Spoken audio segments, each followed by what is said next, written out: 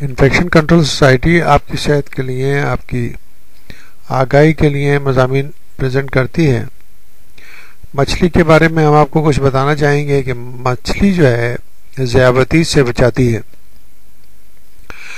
ہسپانوی باشندوں کی غذائی عادات کے مطالعے سے پتہ چلتا ہے کہ مچھلی کھانے سے ذیابطیس کا روگ لگنے کے امکانات کم ہو جاتے ہیں۔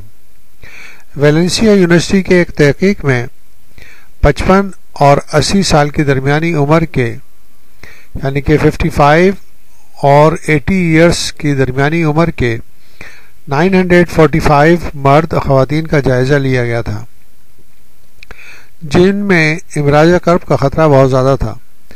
جب ان کو مچھلی کھلائی گئی تو ذیابطیس کے خطرہ نمایاں حد تک کم ہو گیا۔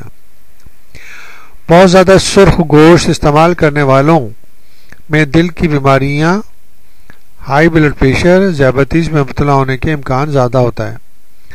اس کی وجہ سے ان کی زندگی کا عرصہ گھٹ جاتا ہے۔